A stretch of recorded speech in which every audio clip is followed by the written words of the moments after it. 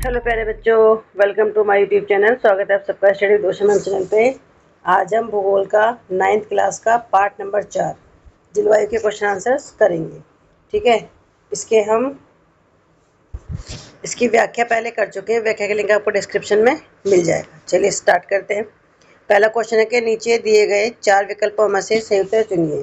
कि नीचे दिए गए स्थानों में से किस स्थान पर विश्व में सबसे अधिक वर्षा होती है। ऑप्शन है आपका सिलचर, चेरापूंजी, मासिनराम या गुवाहाटी। तो आंसर है आपका मासिनराम। ठीक है, और मासिनराम जगह कहाँ है? ये है आपकी मेघालय में। ठीक है, अगला क्वेश्चन है ग्रीष्म ऋतु में उत्तरी मैदानों में बहने वाली पवन को क्या कहा जाता है। ऑप्शन ए काल बैसाखी, ख व्यापारिक पवनें, ग लू या इनमें से कोई नहीं। तो आंसर है आपका लू।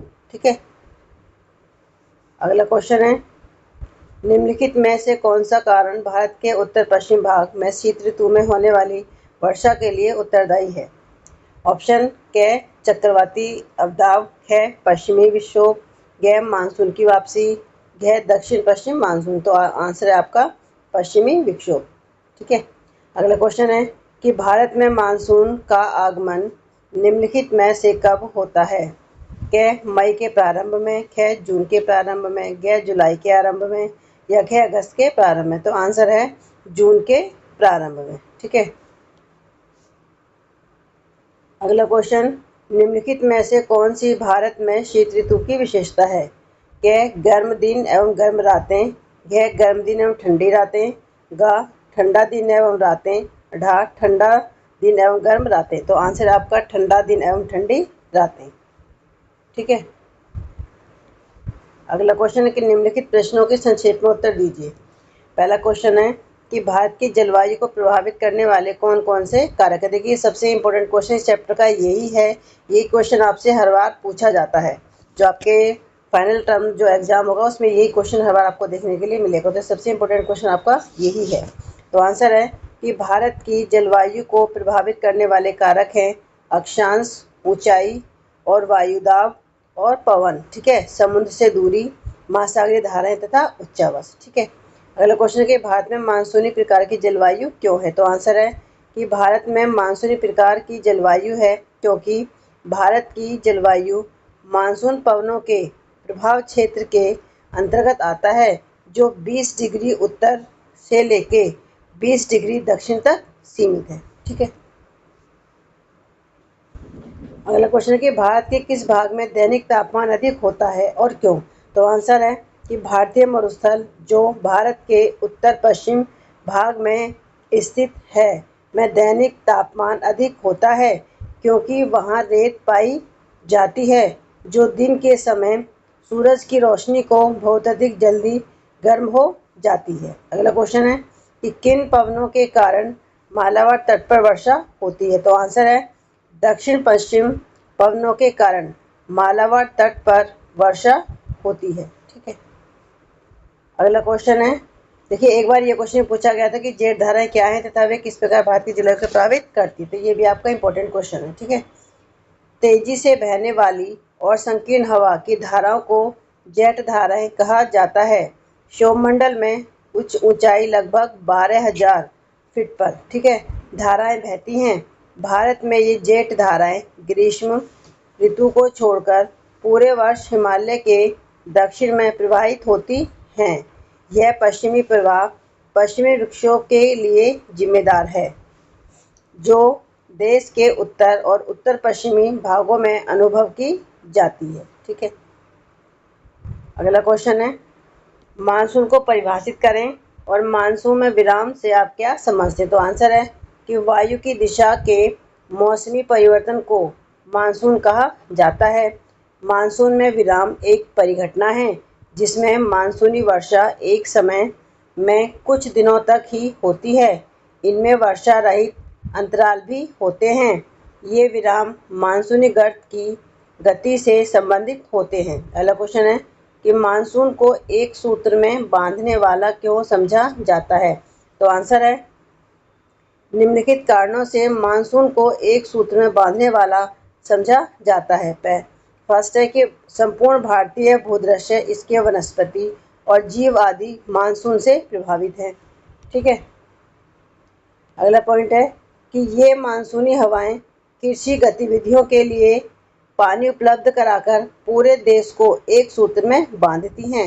नेक्स्ट पॉइंट है कि कृषि चक्र से संबंधित त्योहार विभिन्न हिस्सों में अलग अलग नामों से जाने जाते हैं, लेकिन उनके उत्सव का समय मानसून तय करता है। अगला क्वेश्चन है कि उत्तर भारत में पूर्व से पश्चिम की ओर वर्षा की मात्रा क्यों घटती जाती है? तो आंसर है दक्षिण पश्चिम मानसून की बंगाल की खाड़ी शाखा अत्यधिक मात्रा में नमी लिए हुए उत्तर पूर्व की ओर जाती है और इस क्षेत्र में भारी वर्षा लाती है। जैसे जैसे वे पश्चिम की ओर आगे बढ़ते हैं, उनकी नमी घटती जाती है, जिससे पश्चिम की ओर वर्षा की मात्रा घटती जाती है। ठीक है। अब नेक्स्ट क्वेश्चन है कि कारण बताइए। पहला है कि भारतीय उपमहाद्वीप में वर्षा की दिशा में मौसमी परिवर्तन क्यों होता है? तो आंसर है कि वायु की दिशा में मौसमी परिवर्तन भारतीय उपमहाद्वीप में वायु दाब में अंतर के कारण होता है। भारतीय उपमहाद्वीप में वायु की दिशा में मौसमी परिवर्तन लाने में एल नीनो प्रमुख भूमिका निभाता है। अगला क्वेश्चन है कि भारत में अधिकतर वर्षा कुछ ही महीनों में होती है। तो आंसर है कि मानसून जून के पहले सप्ताह से शुरू होती है और काफ़ी तीव्र प्रगति कर मध्य जुलाई तक लगभग पूरे देश तक पहुंच जाती है। इसीलिए भारत में अधिकतर वर्षा कुछ ही महीनों में होती है, मुख्य रूप से अगस्त से जून के महीने में। ठीक है। अगला क्वेश्चन है कि तमिलनाडु तट पर शीत ऋतु में वर्षा होती है। ये कारण बताना है आपको। ठीक है। तो आंसर है कि निम्न दाब वाली अवस्था बंगाल की खाड़ी पर स्थानांतरित होने के कारण तमिलनाडु तट पर शीत ऋतु में वर्षा होती है। ठीक है। अगला क्वेश्चन है कि पूर्वी तट के डेल्टा वाले क्षेत्र में प्रायः चक्रवात आते हैं। कारण बताना है आपको। तो आंसर है कि बंगाल की खाड़ी विभिन्न दाब परिवर्तन का क्षेत्र है, इसीलिए वहाँ हमेशा चक्रवात के विकास का एक मौका है। इस कारण पूर्वी तट के डेल्टा वाले क्षेत्र में प्रायः चक्रवात आते हैं।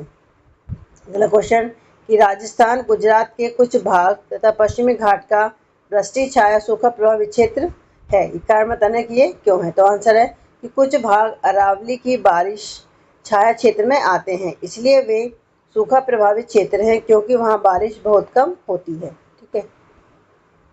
अगला क्वेश्चन है क्वेश्चन नंबर 5 कि भारत के जलवायु अवस्थाओं की क्षेत्रीय विभिन्नताओं को उदाहरण से समझाइए। तो आंसर है कि भारतीय प्रायद्वीप विभिन्न क्षेत्रों में जलवायु परिस्थितियों में व्यापक भिन्नता दिखाता है। उदाहरण के लिए सर्दियों के मौसम में तापमान हिमालयी क्षेत्र में नकारात्मक हो जाता है। पश्चिमोत्तर भारत में तापमान सर्दियों के दौरान 0 डिग्री से 15 डिग्री सेल्सियस के बीच हो सकता है। उसी मौसम के दौरान चेन्नई में तापमान 25 डिग्री सेल्सियस पर रहता है। गर्मियों में भी इसी तरह की भिन्नता देखी जा सकती है, जबकि राजस्थान में तापमान 47 डिग्री के आसपास हो सकता है। यह चेन्नई में 30 डिग्री सेल्सियस पर एक आरामदायक तापमान है। क्वेश्चन नंबर 6 कि मानसून अभिक्रिया की व्याख्या करें। तो आंसर है उत्तरी मैदानों पर निम्न दबाव की स्थिति जून की शुरुआत तक तेज हो जाती है। यह दक्षिणी गोलार्ध से व्यापारिक हवाओं को आकर्षित करता है। ये दक्षिण पूर्व व्यापारिक हवाएं भूमध्य रेखा को पार करती हैं और दक्षिण पश्चिम मानसून के रूप में भारतीय प्रायद्वीप में प्रवेश करने के लिए दक्षिण पश्चिम दिशा में चलती हैं। ये हवाएं उपमहाद्वीप में प्रचुर नमी लाती हैं। क्वेश्चन नंबर 7 किस शीत ऋतु की अवस्था उसकी विशेषताएं बताइए। तो आंसर है उत्तरी मैदानों में तापमान 10 डिग्री सेल्सियस से 15 डिग्री सेल्सियस के बीच रहता है। मौसम आमतौर पर स्पष्ट आकाश, कम तापमान और कम आर्द्रता और कमजोर हवाओं द्वारा चिन्हित किया जाता है।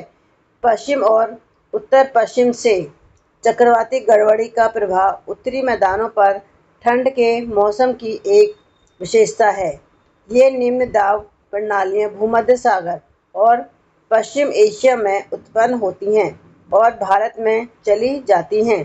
वे मैदानी इलाकों में सर्दियों की बारिश और पहाड़ों में बर्फबारी का कारण बनते हैं। ठीक है,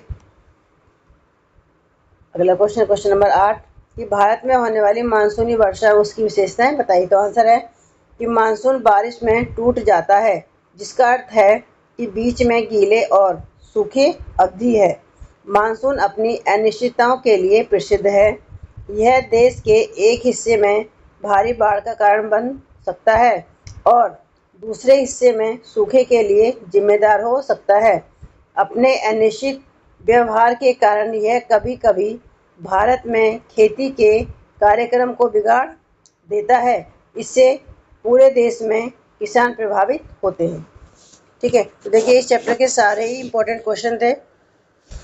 ठीक है, अगर आपको ये क्वेश्चन समझ में आए हैं तो प्लीज़ आप वीडियो को लाइक और सब्सक्राइब जरूर करें, साथ ही और बच्चों को भी शेयर करें ताकि बच्चों को इसका फ़ायदा मिल सके। और आप कमेंट करके भी बता सकते हैं कि आपको क्वेश्चन आंसर किस तरीके के लगे। ठीक है, तो आज की वीडियो में बस इतना ही। मिलते हैं आपसे नेक्स्ट वीडियो में। Thank you.